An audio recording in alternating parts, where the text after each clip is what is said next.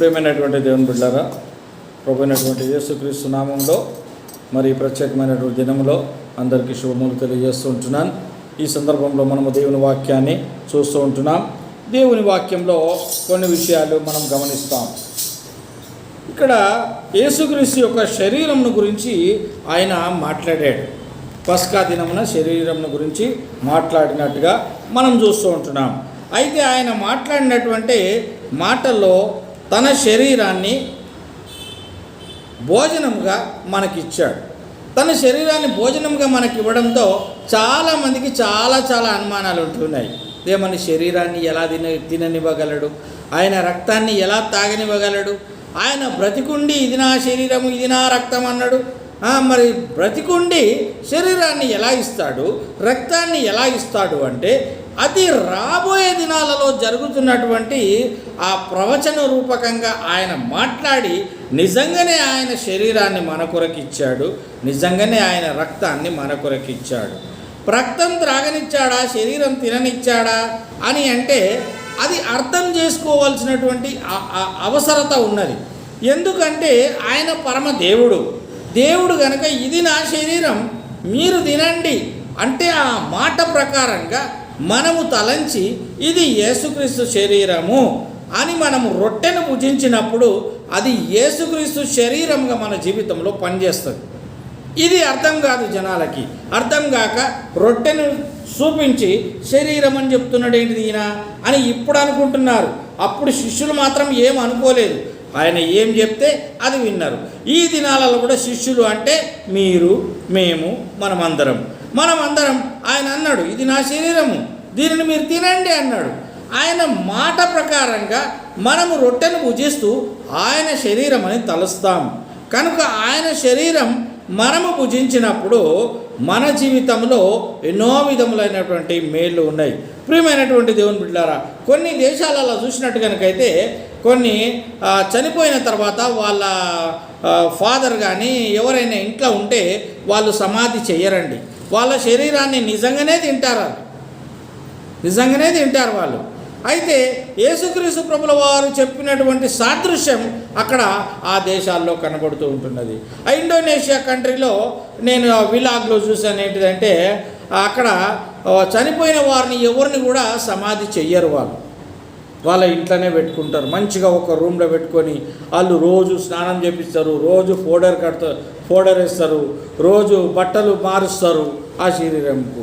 వాళ్ళు ఎంతకాలం ఉంచుకుంటారో ఏమో తెలియదు, కానీ అతన్ని మాత్రం సమాధిలో పెట్టారు. వాళ్ళు ఇంట్లోనే పెట్టుకొని రోజు వాళ్ళని చూస్తూ ఉంటారు. ఇలాగున ఇండోనేషియాలో చూసినప్పుడు అందరి ఇళ్ళల్లో శవాలు ఉన్నాయి. చనిపోయినటువంటి శవాలు అందరి ఇళ్ళల్లో ఉంటున్నాయి. వారు రోజు మెయింటెనెన్స్ చేస్తూ ఉంటారు ఆ శరీరానికి. అంటే వారికి ఒక పద్ధతి. అట్లాగా వేరే ఒక్కొక్కరికి ఒక్కొక్క పద్ధతి ఉన్నది. కొందరు ఏం చేస్తారు, చనిపోయినటువంటి శరీరాన్ని తీసుకెళ్ళి ఆ పర్షియన్స్ వాళ్ళు ఒక బావి తవ్వి బావిలో ఒక జాలి వేసి ఆ జాలి మీద పడేస్తే ఆ పైన ఉన్నటువంటి కాకులు గద్దలన్నీ కూడా వచ్చి ఆ శరీరాన్ని పీకి తినేరిపోతాయి. అదొక పద్ధతి. ఇక కొన్ని చోట్లలో అయితే ఇంకో ఏముందంటే వాడిని కాల్స్తారు కదా, కాల్చేటప్పుడు తల పగిలిపోయిన దాకా కూడా అక్కడనే ఉంటారు వాళ్ళు. తల పట్మని పగిలిపోయినాక అప్పుడు వెళ్ళిపోతారు వాళ్ళు. అంటే ఒక్కొక్క పద్ధతులు ఒక్కొక్క దేశంలో ఉంటున్నాయి. కానీ అట్లాగా మరి వీటన్నిటిని చూస్తూ మరి వాళ్ళు ఎందుకు అట్ట చేస్తున్నారు అంటే వారు ఆచార ప్రక్రియలు పెట్టుకున్నారు, చేస్తున్నారు. కనుక క్రైస్తవ ఆచారం ఏంటిదనగా క్రైస్తవ ఆచారం మరి యేసు ప్రభు చెప్పిన ఆయన మాట, ఆయన ఏదైతే చెప్పాడో ఆయన అదే మనం చేస్తాం. ఆయన బ్రతుకున్నప్పుడు చెప్పాడు, చనిపోయి తిరిగి లేచిన తర్వాత కూడా చెప్పాడు. ఇప్పుడు మనతో ఉంటున్నాడు, మనతో కూడా ఆయన మాట్లాడుతూ ఉంటున్నాడు. ప్రియమైనటువంటి దేవుని బిడ్డలారా, కనుక ఆయన ఏమంటాడంటే ఇక్కడ పాపుల కొరకు చనిపోయినట్టుగా మనం ఇక్కడ చూస్తూ ఉంటున్నాం. ఇక్కడ ఈ మత్తయి సువార్తలో 26వ అధ్యాయం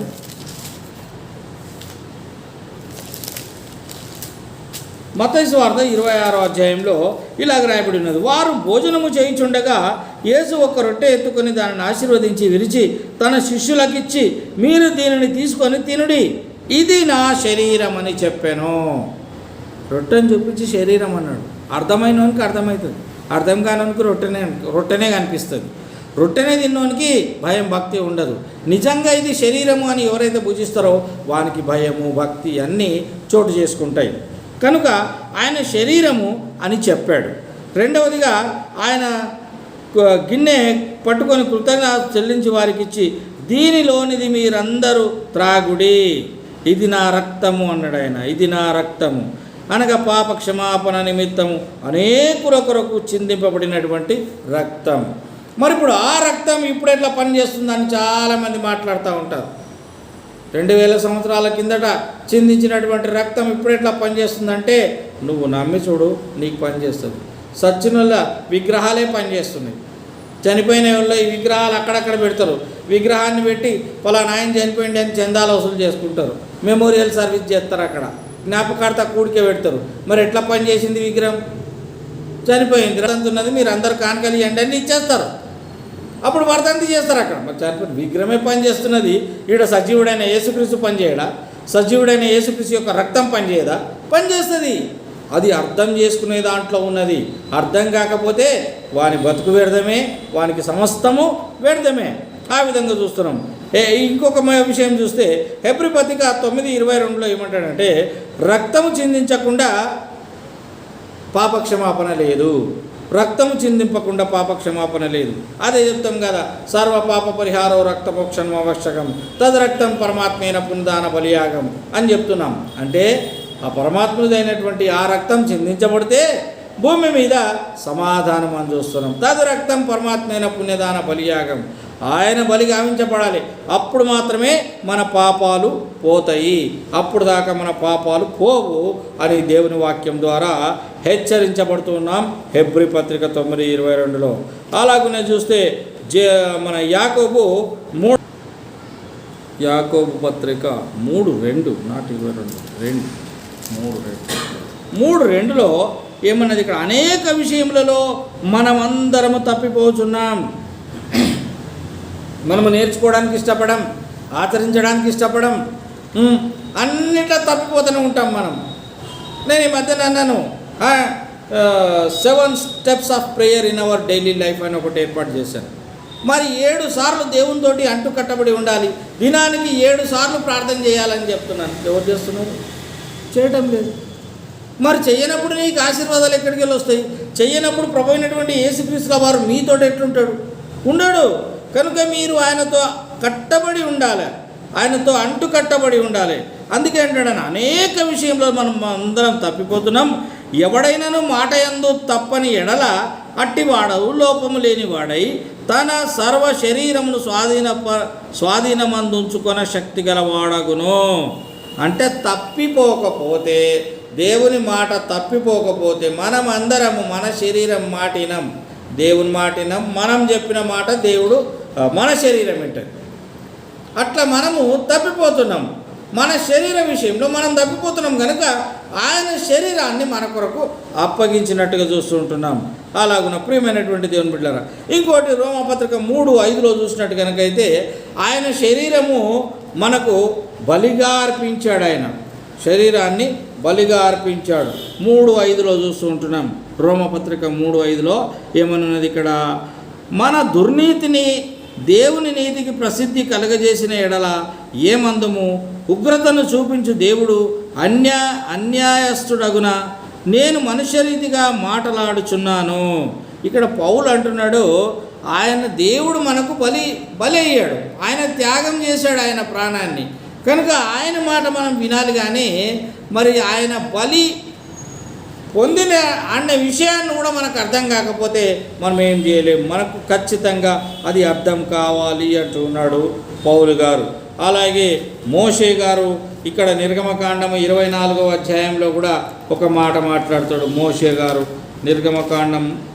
నిర్గమకాండంలో ప్రియమైనటువంటి దేవుని బిడ్డలారా, నిర్గమకాండము, అప్పుడు మోషే రక్తమును తీసుకొని ప్రజల మీద ప్రోక్షించి, ఇదిగో ఈ సంగతులన్నిటి విషయమై యెహోవా మీతో చేసిన నిబంధన రక్తము ఇదే అని చెప్పాడు. మోషే చెప్పాడు పాత ధర్మశాస్త్రంలోనే. అంటే రక్తంతో నిబంధన జరిగినటువంటి సంఘటనలు చాలా ఉంటున్నాయి. అనగా శరీరము సమాధి చేయబడినప్పుడు ఏదైతే శరీరము ఇది తినుడి ఇది తాగుడి అని యేసుక్రీస్తుల వారు చెప్పారో, దానికి గాను అది నిబంధన రక్తం. ఈ శరీరము కూడా ఒక నిబంధన చేశాడు. నూతన నిబంధనలో ఆయన శరీరము తినమని రక్తం తాగమని ఒక నూతన నిబంధన మనకిచ్చాడు. అనగా మనం దాన్ని నేర్చుకొని దాని ప్రకారంగా జీవించాలని దేవుని వాక్యం హెచ్చరిస్తూ ఉంటున్నది. అది ఆధ్యాత్మికతను మనకు తెలియజేస్తూ ఉన్నది. ప్రియమైనటువంటి దేవుని బిడ్డారా, ఆ విధంగా హెబ్రీ పత్రిక 9, 13, 14 చూస్తే రక్తం చేత ప్రతిదీ శుద్ధి చేయబడుతుంది అని ఉన్నది. అంటే పాత ధర్మశాస్త్రంలో కనుక చూస్తే మరి ఏదైనా తప్పులు చేసినట్టు కనుక అయితే రక్తము చిందించాలా, ఆ రక్తము చిందిస్తే పాపం పోతుంది అని. ఆ రక్తం ఏం చేస్తారు, ఇంట్లో గోడలకు వేసుకుంటారు. మరి ఇజ్రాయెల్ ప్రజలు మన ఏమంటారు కమ్మీలకు వేసుకున్నట్టుగా మనం చూస్తూ ఉంటున్నాం. ఆ రక్తం యేసుక్రీస్తు రక్తం అంటే సాతాను గడికి భయం. యేసుక్రీస్తు రక్తం భయపడుతున్నారు వాళ్ళంటే రక్తం అన్నా చావన్నా భయపడతారు, కానీ దాని గురించి తెలుసుకోరు. ఏమనుకుంటారంటే వాళ్ళు తెలుసుకోకుండానే చచ్చిపోతారు. తెలుసుకుంటే భయం అవుతుంది కదా, అందుకని రక్తం గురించి తెలుసుకుంటే యేసు ప్రభు రక్తం అంటాడు, యేసు నామం అంటాడు, యేసు శరీరం అంటాడు. అమ్మో ఇవన్నీ ఎందుకురా బాబు, మనము బతికినన్నాళ్ళు ఏదో అట్లా బతుకుదాము, తెలియకుండా చచ్చిపోదాం. తెలుసుకుంటే భయం అవుతుంది, కౌంట్ డౌన్ స్టార్ట్ అవుతుంది వాళ్ళకి. రక్తం అనే విషయం, శరీరం అనే విషయం తెలుసుకుంటే వాళ్ళకి కౌంట్ డౌన్ స్టార్ట్ అవుతుంది. కౌంట్ డౌన్ స్టార్ట్ అయ్యి లెక్క పెట్టుకుంటారు, 1 రోజు 2 రోజులు 3 రోజులు అని.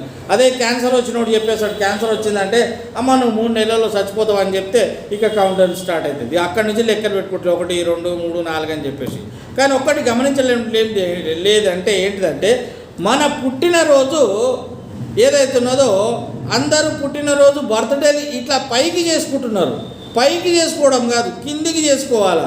ఇప్పుడు సపోజ్ వాడు 60 సంవత్సరాలు బతుకుతున్నాడు అనుకుందాం. 60 సంవత్సరాల్లో 5 సంవత్సరాలు బర్త్డే చేసుకున్నాడు. 5 సంవత్సరాలు బర్త్డే చేసుకున్నాడంట అర్థం ఇంకా 55 సంవత్సరాలు నీకు ఉన్నాయిరా అని, ఇంకా 55 సంవత్సరాలే నువ్వు బతుకుతావు అని. అది మరి కౌంట్ డన్. వాళ్ళు కిందికి వెళ్ళి చూస్తున్నారు, పైకి వెళ్ళి చూసుకుంటే అర్థమవుతుంది. పైకి వెళ్ళి, ఎందుకంటే మనం పైకే పోవాలి కనుక పైకి వెళ్ళి చూసుకుంటే మనకు అర్థమవుతుంది. ఆ విధంగా అర్థం చేసుకోవాలి ప్రియమైనటువంటి దేవుని బిడ్డలారా, దేవుని సంగమా. ఆ విధంగా 1 యోహాను పత్రికలో 1వ అధ్యాయం 7వ వచనంలో చూసినట్టు కనుకైతే మనని ఈ యొక్క యేసుక్రీస్తు యొక్క శరీరము తిని రక్తం తాగితే మనము పవిత్రులం అవుతాము అనే మాట ఇక్కడ తెలియజేయబడుతుంది. పవిత్రులం అనగా ఏదన్నా మనం తప్పు చేయాలన్నప్పుడు మనకు అడ్డం వస్తుంది. అరే మనం యేసుక్రీస్తు రక్తం తాగుతున్నాము, రక్తం పుచ్చుకుంటున్నాం, అలాగే యేసుక్రీస్తు శరీరం తింటున్నాం, మనము తప్పు పడుతుంది, మన మీద నింద పడుతుంది, మనం ఈ తప్పు చేయొద్దు అని దూరంగా ఉంటారు. ఎప్పుడైతే వాళ్ళలో పాలు పంచుకుంటారో వాళ్ళు దూరంగా ఉండడానికి అందరికీ ఇస్తారు. మరి మన దగ్గర అయితే కొందరికే ఇస్తారు. మారు మనసు పొంది రక్షణ పొందినటువంటి వాళ్ళకి, బాప్టిజం తీసుకున్నటువంటి వాళ్ళకి ఇస్తారు. అందరికీ ఎందుకు ఇవ్వటం లేదంటే వాళ్ళు మారు మనసు రక్షణ పొందలేదు అని. మారు మనసు రక్షణ పొందితే వాళ్ళు కూడా తీసుకోవచ్చు అనే విషయాన్ని ఈ యొక్క బాప్టిజం తీసుకున్నాక ఈ ప్రభు వాళ్ళలో పాల్పంచుకోవడంలో వాళ్ళకి అర్థమవుతుంది. ఆ విధంగా చూసినట్టు కనుకైతే ఎఫెసీ గ్రంథం 2వ అధ్యాయం 13వ వచనంలో చూస్తే ఈ యొక్క శరీరము తినడం వలన పవిత్రులనుగా మారే అవకాశం ఉంటున్నది. అంటే పరిశుద్ధత, ఇది చేయొద్దు, ఇది తప్పు అని గుర్తుపెట్టుకుంటాం. మనని శుద్ధి చేస్తుంది, ఆధ్యాత్మికతలో మనని పెంచుతుంది, మనం స్పిరిచువల్గా ఎదుగుతాము. అంత మాత్రమే కాక క్రీస్తు ప్రభుల వాళ్ళు మనకు బలిచ్చినని ఈ పాపంలోకి వెళ్ళి తప్పించుకుంటాం. పాపంలోకి వెళ్ళి తప్పించుకుంటాము. ఆ విధంగా తప్పించుకున్నప్పుడు మనకు అర్థమవుతుంది ఏమని రక్తం దేని కొరకు చిందింపబడ్డది, ఎవరు చిందించారు ఈ లోకంలో అనే విషయం మనకు అర్థమవుతుంది. అలాగున మనం చూస్తుంటున్నప్పుడు ఎఫెసీ పత్రిక 2:13లో ఇంకొక వాక్యం ఏంటంటే ఆయన మనకు దగ్గరగా ఉంటూ ఉన్నాడు, సమీపంగా ఉంటూ ఉన్నాడు. ఎప్పుడు సమీపంగా ఉంటున్నాడు అని మనం ఆలోచిస్తే ఆయన శరీరం, ఆయన రక్తం మనం పుచ్చుకున్నప్పుడు ఆయన మనకు దగ్గరగా ఉంటాడనేటటువంటి విషయాన్ని మనం జ్ఞాపకం చేసుకోవాలా. ఆ విధంగా అంత మాత్రమే కాకుండా ఆయన మనల్ని విమోచించేవాడుగా ఉంటూ ఉన్నాడు. అంటే మనం ఆయనకు దగ్గరగా ఉంటున్నప్పుడు ఆయన మనల్ని విమోచించేవాడుగా ఉంటున్నాడని వాక్యం ద్వారా సెలవీయబడుతుంటున్నది. విమోచించడమే కాకుండా ఆయన కృప మనకు తోడుగా ఉంటూ ఉన్నది. యేసుక్రీస్తు యొక్క కృప మనకు తోడుగా ఉంటున్నది. ఆ యేసుక్రీస్తు కృప మనకు తోడుగా ఉంటుంది అంటే ఆయన మనకు తోడుగా ఉన్నాడని అర్థం. మనము ఏ విధంగా నడవాలో, ఎలా నడవాలో, ఏది మాట్లాడాలో, ఏది మాట్లాడకూడదో సమస్తం ఆయన మనకు నేర్పిస్తాడు. అలా నేర్పించడమే కాకుండా మనల్ని నీతిమంతులుగా తీర్చిదిద్దుతుంది ఆయన శరీరాన్ని మనము తిన్నప్పుడు, ఆయన రక్తాన్ని మనము తాగినప్పుడు. అంటే ఆయన శరీరం మన జీవితంలో పనిచేస్తుంది, నీతిమంతులుగా తీర్చిదిద్దుతుంది మనల్ని. మనం తప్పు చేయకుండా ఆపేస్తుంది, అది మనం చెడు చేయకుండా ఆపేస్తుంది. ఎవరినైనా ఏదైనా కుతంత్రాలు చేయకుండా, ఎవరినైనా చంపాలన్నా, ఎవరినైనా తిట్టాలన్నా, ఎవరికైనా మోసం చేయాలన్నా మనల్ని నీతిమంతులుగా చేస్తుంది కనుక ఆయన శరీరము, ఆయన రక్తము, మనము దానికి దూరంగా ఉంటాం. అలాంటి పనులు మనం చెయ్యం. అంత మాత్రమే కాకుండా ప్రియమైనటువంటి దేవుని బిడ్డలారా, రోమా 1:18లో ఇంకొక మాట ఏంటంటే సమాధానాన్ని కలగజేస్తారు. ఆ విధంగా నీతిమంతులుగా మనము తీర్చిదిద్దుతుంది ఆయన శరీరం, ఆయన రక్తం. అలాగే మనల్ని సమాధానపరుస్తుంది కూడా. ఎవరితోటి పోట్లాటలు లేకుండా మనము నిమ్మలంగా ఉండడానికి దేవుని వాక్యము లేదా వాక్యమయ్యున్న దేవుడు మనల్ని సమాధానపరుస్తాడు, మన జీవితాల్లో విజయం ఇస్తాడు. ప్రియమైనటువంటి దేవుని బిడ్డలారా, విజయం ఇస్తాడు, మన జీవితాల్లో విజయం కలగజేస్తాడు. ఆ విజయాన్ని ఈ యొక్క దుష్టుని గురించి మాట్లాడుతూ చెప్తున్నాడు ఏంటిదంటే, దుష్టుని మీద సమస్తం మనకు విజయము ఉంటున్నది అనే విషయాన్ని జ్ఞాపకం చేస్తున్నాం. ప్రియమైనటువంటి దేవుని బిడ్డలారా, కనుక ఆయన మనతో మాట్లాడేది ఏంటంటే, ఆయన శరీరము, ఆయన రక్తము తిని తాగినప్పుడు మనలో మార్పు కలగజేస్తూ ఉంటున్నది. ఆ మార్పు కలగజేసినప్పుడు ఆ మార్పు ప్రకారంగా మనం జీవించడానికి అవకాశం ఉంటున్నది. ఈ లోకంలో ఎవరితోనూ మనము ఇబ్బందులు, ఎవరితోటి పోట్లాటలు చేయకూడదని ఆయన శరీరం, రక్తం మనకు జ్ఞాపకం చేస్తుంది. ఆయన శరీరం, ఆయన రక్తం ఎవరి కొరకు అర్పింపబడేదంటే, నశించిన దానిని వెలికి రక్షించుట కొరకు మనుష్య కుమారుడు ఈ లోకంలోనికి వచ్చాను కనుక నశించిన వారందరి కొరకు, అనగా పాపుల కొరకు. ఏ ఒక్కడు నీతిమంతుడు లేడు, అందరూ పాపము చేసి దేవుడు అనుగ్రహించి మహిమను పొందలేకపోతున్నారని రోమా పత్రిక తెలియజేస్తూ ఉంటున్నది. కనుక అందరూ పాపం చేసినటువంటి వారే. కనుక ఆయన రక్తం చేత మనకు విమోచనం ఉంటున్నది, రక్తం చేత విమోచనం ఉంటున్నది. ఆయన రక్తము మనము తాగినప్పుడు లేదా శరీరాన్ని మనం తీసుకున్నప్పుడు మనము చెడు నుంచి తప్పించుకునే అవకాశం మనకున్నది.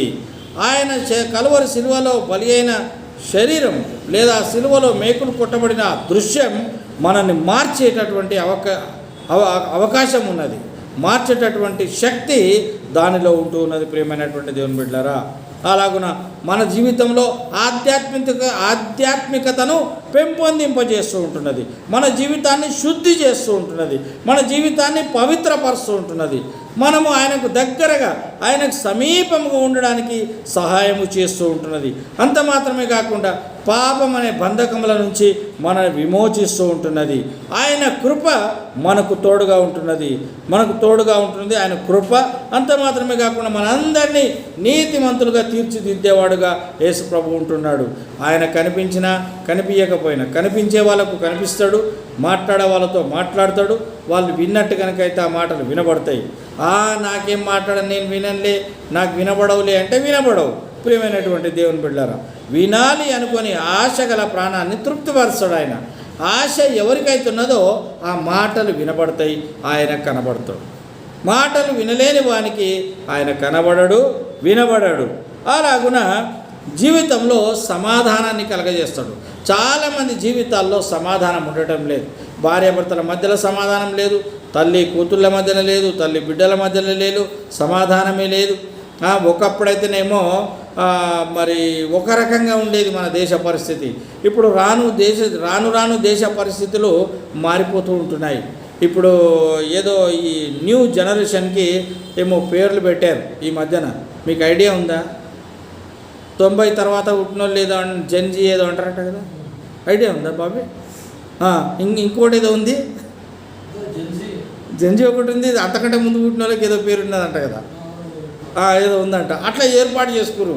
ఇప్పుడు నాకు ఈ మధ్యనే అర్థమైంది ఏంటంటే, చాలా కాలం నేను ఇంత వయసు వచ్చింది కానీ నాకు అర్థం కాని సమస్య ఏంటిదంటే, బయట ఉన్నటువంటి వాళ్ళు ఫారిన్ కంట్రీస్లో అక్కడక్కడ చైనాలో ఉన్నప్పుడు సింగిల్ ఫ్యామిలీ అంట, సింగిల్గా జీవిస్తారంట. వాళ్ళకి మదర్ ఉండరు, ఫాదర్ ఉండరు. నేను ఒక అమ్మాయిని అడిగా, ఫారిన్ అమ్మాయిని, అమ్మ మరి మీరు మమ్మీతోటి ఉంటున్నారా, మమ్మీ డాడీలతో ఉంటున్నారా, లేక పెళ్లి చేసుకొని భర్తతో ఉంటున్నారా అని అడిగాను. నో ఐఎమ్ సింగిల్ అంటుంది. సింగిల్ ఏంటిదిరా బాబు, నాకేం అర్థం కాలేదు. మరి వాళ్ళు ఎక్కడ ఉంటారంటే వాళ్ళు ఎవరో తెలియదంటే మీకు, తల్లిదండ్రులు ఎవరో తెలియదంట ఆమెకి, ఆమె ఒంటరిగా ఉంటుందంట, ఒక్కతే ఉంటుంది. ఇప్పుడు నాకు అనిపిస్తుంది మన ఇండియాలోనే ఎమోషన్స్ ఉండేటట్టుగా అనిపిస్తుంది. ఇప్పుడు తండ్రి చనిపోయినా మనం ఏడుస్తాం, తల్లి చనిపోయినా ఏడుస్తాం. ఆమె తండ్రి లేదు, తల్లి లేదు, ఆమెకు ఏడిపోయలేదు. అట్లా సింగిల్గా జీవిస్తున్నారట. మరి సింగిల్గా జీవించే వాళ్ళు పెళ్ళిళ్ళు చేసుకుంటారా అంటే అది కూడా గ్యారంటీ లేదు, మరి చేసుకోరో. అట్లా వేరే కంట్రీస్లో ఉన్నది. ఈ మధ్యన చూస్తున్న మన కంట్రీస్లో కూడా వచ్చింది. అది మన కంట్రీస్లో కూడా వచ్చి కొందరు పెళ్ళిళ్ళు చేసుకోదలుచుకోలేదు. ఎందుకు ఆ తతంగం అంతా, పెళ్ళి చేసుకుంటే ఏవో చాలా గొడవలు ఉన్నాయి, అవేం అవసరం లేదు, సింగిల్గా ఉంటే సరిపోతుంది అని నిర్ణయించుకుంటున్నారు. అట్లాంటి మాటలు కూడా వింటున్నాను నేను ఈ మధ్యన. ప్రియమైనటువంటి దేవుని బిడ్డలారా, మరి దేవుని వాక్యం ఏం చేస్తుంది? సమాధానం అంటే ఈ జనం ఉంటేనే సమాధానం కదా. ఈ జనం లేకపోతే సమాధానం ఏంది? ఒక్కడు ఉంటున్నాడు, ఒక్కరికి ఏ విధమైనటువంటి ఎమోషన్స్ లేదు, ఏం లేదు, మరి వాడి లైఫ్ సమాధానం. కానీ మనకు కనిపించేటటువంటి సమాధానం వేరు, కనిపించని అసమాధానం కూడా వారి జీవితాల్లో చోటు చేసుకొని ఉంటుంది. కనిపించదు, ఎవరికి చెప్పరు, కానీ వాళ్ళ జీవితంలో కూడా ఉంటుంది సమస్య ఉంటుంది, వారికి సమాధానం ఉండదు.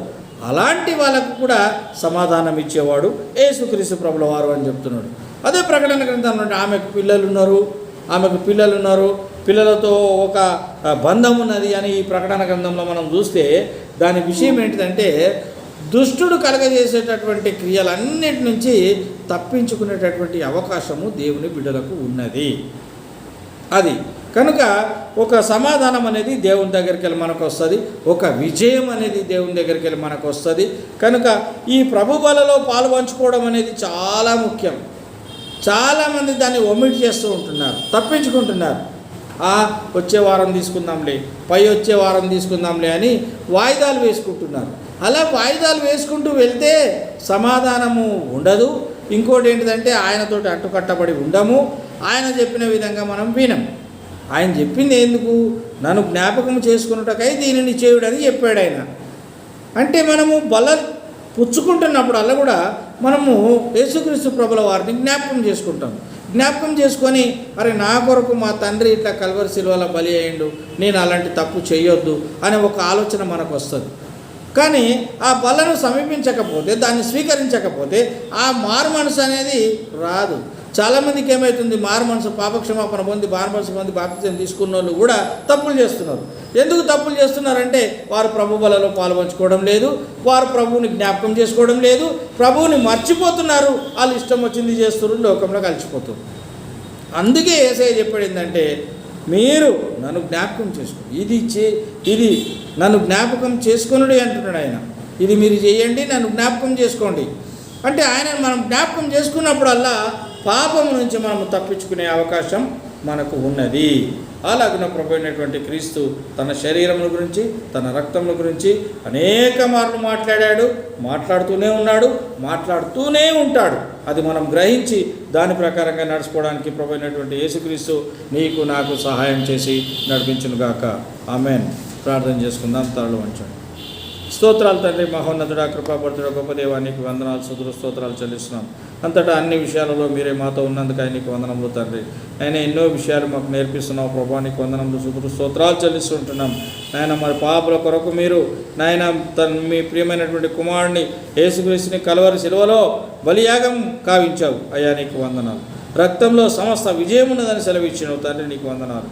నీ శరీరమును భుజించి రక్తము తాగినప్పుడు ఆ దానిలో జ్ఞాపకము చేసుకునేటటువంటి ఆవశ్యకత ఉంటూ ఉన్నది. మరిచిపోకుండా నీతో నిలబడే అవకాశం ఉన్నది కనుక తండ్రి మీరు అలాగూ చెప్పారు నాయన. మరి మీ శరీరం తిని రక్తం తాగినప్పుడు మేము పాపం అనే బంధకముల నుంచి తప్పించుకునే అవకాశం ఉన్నదని వాక్యం సెలవిస్తుంది తండ్రి, నీకు స్తోత్రాలు. నాయన నీ శరీరం దివ్యమైంది, నాయన నీ శరీరము నాయన అమూల్యమైనటువంటిది, నా కొరకు మా కొరకు బలిగావించావు అయ్యా, నీకు వందనాలు. అంత మాత్రమే కాకుండా చనిపోయి సమాధి చేయబడి తిరిగి 3వ దినమున లేచి మమ్మలను బతికించావు. ఆధ్యాత్మికతను మాకు దినదినము పెంపొందింపజేస్తున్నందుకు నీకు వందనాలు చెల్లిస్తుంటున్నాం. మా జీవితాన్ని శుద్ధి చేస్తున్నావు, మా జీవితాన్ని పవిత్రపరుస్తూ ఉంటున్నావు, మాకు సమీపంగా ఉన్నావు, మమ్మల్ని అనేకమైనటువంటి బంధకాల నుంచి విమోచన దయచేశావు అయ్యా. నీ కృప మాకు సహాయం చేసి మమ్మల్ని నీతిమంతులుగా తీర్చిదిద్ది మీ సమాధానం మాకిచ్చి విజయాన్ని ఇచ్చావు. అయ్యా నీకే స్తుతులు స్తోత్రాలు చెల్లిస్తుంటున్నాం. ఇలాగనైనా మరి చిన్న మందిగా ఉంటున్నటువంటి మమ్మల్ని ప్రేమించి మాకు ఇచ్చినటువంటి ఈ యొక్క సమయ సందర్భాలను బట్టి ఈ యొక్క ఆరాధన సమయాన్ని బట్టి నీకే వందనాలు స్తుతులు స్తోత్రములు చెల్లిస్తుంటున్నాం. అలాగున్న తండ్రి విన్న వాక్యాన్ని దుష్టుడు ఎత్తుకోకున్నట్లుగా దాన్ని అంతలుగా ఫలింపు చేయండి ప్రభా. నీకే వందనాలు స్తుతులు స్తోత్రాలు చెల్లిస్తున్నాం. అలా కాకుండా తండ్రి మా దేశానికి జ్ఞాపకం చేసుకోండి అయ్యా, నీకు వందనాలు చెల్లిస్తున్నాం. మా దేశ పరిస్థితులను జ్ఞాపకం చేసుకోండి తండ్రి, నీకు వందనములు నాయన. పొలిటికల్ లీడర్స్ని జ్ఞాపకం చేసుకోండి, లోక్సభ రాజ్యసభను జ్ఞాపకం చేసుకోండి నాయన. క్యాబినెట్ మంత్రులను జ్ఞాపకం చేసుకోండి అయ్యా, నీకు వందనాలు. రాష్ట్రపతిని జ్ఞాపకం చేసుకోండి, అలాగే ప్రధానమంత్రిని ఉపరాష్ట్రపతిని కూడా జ్ఞాపకం చేసుకోండి తండ్రి, నీకు వందనాలు. లోక్సభ మెంబర్స్, రాజ్యసభ మెంబర్స్ని అందరినీ కూడా జ్ఞాపకం చేసుకోండి అయ్యా. మరి నాయన మరి ఈ యొక్క భారతదేశంలో ఉంటున్న రాష్ట్రాల ముఖ్యమంత్రులను, గవర్నర్లని, డిప్యూటీ ముఖ్యమంత్రులను అందరినీ జ్ఞాపకం చేసుకోండి. అంత మాత్రమే కాకుండా క్యాబినెట్ మంత్రులను కూడా జ్ఞాపకం చేసుకోండి అయ్యా, నీకు వందనాలు చెల్లిస్తున్నాం. వీరందరికీ ప్రభా మీ యొక్క మంచి జ్ఞానము దయచేయండి నాయన. మీ కొరకు జీవించే కృపను దయచేయండి తండ్రి. మీ జ్ఞానం ఇవ్వండి, పరిపాలన సవ్యంగా కొనసాగించే భాగ్యం మా పరిపాలకులకు అందరికీ దయచేయమని ప్రార్థన చేస్తున్నాం తండ్రి, మీకు స్తోత్రాలు. అలాగే నాయన మా దేశాన్ని కాపాడుతున్నటువంటి త్రివిధ దళ సైన్యాలకు జ్ఞాపకం చేసుకోండి తండ్రి. నాయన నేవీని జ్ఞాపకం చేసుకోండి, మిలిటరీని జ్ఞాపకం చేసుకోండి, ఎయిర్ ఫోర్స్ని జ్ఞాపకం చేసుకోండి. ఆ బిడ్డలకు మంచి జ్ఞానం ఇవ్వండి ప్రభా. దేశాన్ని కాపాడే దక్షత ఆ బిడ్డలకు బహుగా దయచేసినందుకై మీకే వందనములు స్తుతులు స్తోత్రాలు చెల్లిస్తున్నాం నాయన. ఆ బిడ్డలు కూడా తండ్రి వారి మనసు రక్షణ భాగ్యం పొందుకొని నాయన విజయాన్ని సాధించే భాగ్యం బిడ్డలకు దయచేయమని ప్రార్థన చేస్తున్నాం. అలాగే ఇరిగేషన్ డిపార్ట్మెంట్, ఫారెస్ట్ డిపార్ట్మెంట్ను కూడా జ్ఞాపకం చేసుకోండి నాయన, నీకు వందనాలు చెల్లిస్తున్నాం. అలాగే డాక్టర్స్ని, ఇంజనీర్స్ని జ్ఞాపకం చేసుకోండి తండ్రి, నీకు వందనాలు. హాస్పిటల్ జ్ఞాపకం చేసుకోండి, రోగులను స్వస్థపరచండి నాయన. మరి డాక్టర్లకు మంచి జ్ఞానం ఇవ్వండి నాయన. మరి అలాగే ఇంజనీర్స్కి మంచి జ్ఞానం ఇవ్వండి, కట్టడాలు సవ్యంగా కట్టడానికి నాయన. మరి నాణ్యమైనటువంటి కట్టడాలు కట్టడానికి సహాయం చేయండి నాయన. మన నాణ్యమైన పనులు ఇంజనీర్లు చేయనట్టుగా సహాయం చేయమని ప్రార్థన చేస్తున్నాం. ఏ విధంగా కూడా అన్యాయంగా నాయన మరి చేయకుండా, అలాగే తండ్రి మరి ఈ యొక్క నాణ్యమైనటువంటి ప్రాజెక్టులు కట్టడమే కాకుండా నాయన నాణ్యత లేని ప్రాజెక్టులు వారు చేయకుండానట్లుగా సహాయం చేయమని ప్రార్థన చేస్తున్నాం తండ్రి, మీకే స్తుతులు స్తోత్రాలు చెల్లిస్తున్నాం.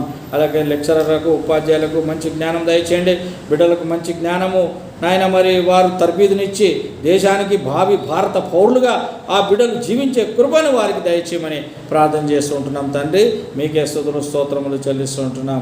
విద్యార్థులు కూడా చెడు మార్గమున వెళ్లకుండా నాయన, యవనస్తులైనటువంటి వాడు కుడికి కానీ ఎడమకు కానీ తొలగకుండా మంచి మార్గంలో జీవించి పెద్దలకు లోబడి ఉండి పెద్దలను గౌరవించి పెద్దల నుంచి అనేక విషయాలు నేర్చుకొని ఆ విధంగా మంచి బిహేవియర్ కలిగినటువంటి విద్యార్థులుగా వారిని తీర్చిదిద్ది మీ నామానికి మహిమ కలుగజేసుకోమని ప్రార్థన చేస్తూ ఉంటున్నాం తండ్రి, మీకే స్తుతులు స్తోత్రాలు చెల్లిస్తున్నాం. ఉద్యోగంలో లేని బిడ్డలకు ఉద్యోగంలో దయచేయండి నాయన. అలాగే సంతానము లేని బిడ్డలకు సంతానము దయచేయండి తండ్రి, నీకే వందనాలు స్తుతులు స్తోత్రాలు చెల్లిస్తూ ఉంటున్నాం. వివాహములు కాలేక నాయన మరి మధ్యలో ఎంతో బాధలతో ఆర్థిక పరిస్థితి సమస్యలతో ఉంటున్నటువంటి వారికి ఆర్థిక సమస్యను తొలగించండి, వివాహాలు జరగడానికి సహాయం ఇచ్చేయండి నాయన, నీకు వందనాలు చెల్లిస్తూ ఉంటున్నాం. అలాగన్న తండ్రి పోలీస్ వ్యవస్థను జ్ఞాపకం చేసుకోండి, పారిశుద్ధ్య కార్మికులను జ్ఞాపకం చేసుకోండి అయ్యా, నీకు వందనములు స్తుతులు స్తోత్రాలు చెల్లిస్తున్నాం. ఇలాగన తండ్రి మీ సేవకులైనటువంటి వారిని జ్ఞాపకం చేసుకోండి, సేవకుల కుటుంబాలను జ్ఞాపకం చేసుకోండి, వారి బిడ్డల వివాహ విషయాలు, వారి ఉద్యోగాల విషయాలు, వారి చదువు విషయంలో అన్నింట్లో మీరు ఉండమని ప్రార్థన చేస్తున్నాం అయ్యా, నీకు వందనములు తండ్రి. ఇలాగన తండ్రి మాకు ఇచ్చిన చిన్న సంఘాన్ని బట్టి నీకు వందనాలు చెల్లిస్తున్నాం తండ్రి. నాయన మరి సంఘమునకు మూల సమూహంగా ఇచ్చిన బిడ్డను బట్టి నీకు వందనాలు తండ్రి. క్యార్లిన్ మేడం బట్టి మీకే వందనాలు స్తుతులు స్తోత్రాలు చెల్లిస్తున్నాం నాయన. స్కూల్ నడుపుతుంటున్నది నాయన, స్కూల్ అడ్మిషన్లు బాగుగా ఉండడానికి సాయం చేయండి. అలాగే టీచర్లకు సమయంలో శాలరీలు ఇవ్వడానికి సాయం చేయండి, సమయంలో స్టూడెంట్స్ దగ్గర నుంచి ఫీజులు రావడానికి సాయం చేయండి అయ్యా, నీకు వందనాలు చెల్లిస్తున్నాం. అలాగే కార్నర్స్టోన్ చర్చ్ ద్వారా జరిగిస్తున్న ఈ యొక్క ఆరాధన ప్రక్రియను, ఆరాధనలను మీరు స్వీకరించమని ప్రార్థన చేస్తున్నాం అయ్యా, మీకు స్తుతులు స్తోత్రములు చెల్లిస్తుంటున్నాం. ఇలాగ నాయన రాగల దినాల్లో నాయన మరి సంఘం నింపబడడానికి సాయం చేయండి, అనేకులు వచ్చి మిమ్మల్ని స్తుతించడానికి సాయం చేయండి. మేము అనేకులం అందరం కలిసి మా దేశం కొరకు, మా పరిపాలకుల కొరకు, సమస్తం కొరకు ప్రార్థించే భాగ్యము మాకు దయచేయండి. అనుదినం మేము 7 మార్లు ప్రార్థించే భాగ్యం మాకు దయచేయండి నాయన. ఆ విధంగా ప్రార్థనలో మీకు దగ్గరగా ఉండే భాగ్యాన్ని మాకు ఇవ్వండి, అలాగే ఉండటానికి సాయం చేయండి నాయన. అన్ని వేళల అన్ని సందర్భాలలో మీరు మాతో ఉండి నడిపించి మయం పొందమని ఈ ప్రత్యేకమైన దినంలో జరుగుతున్న ఆరాధనలన్నింటిలో మీరుండి మీరు మాట్లాడుతున్న మాటలకై మీకు వందనాలు చెల్లిస్తూ మీ మాటల ద్వారా అనేకులు పట్టబడినట్లుగా, అనేకులు మార్చబడినట్లుగా, అనేకులు నీతిమంతులుగా తీర్చదిద్దబడినట్లుగా సహాయం చేయండి. మార్మల్స్ రక్షణ పొందుకునే బిడ్డలుగా ఉండడానికి సాయం చేసి మీరు మయం పొందమని, ఈ దినంలో విజయాన్ని దయచేయమని, దుష్టునికి అపజయం కలగజేయమని, మీ నిండైన దీవెనలతో దీవించి మమ్మల్ని పంపించమని నజరేయుడు అతి పరిశుద్ధుడైనటువంటి యేసుక్రీస్తు నామములో ప్రార్థిస్తున్నాం తండ్రి. ఆమేన్. ఆమేన్.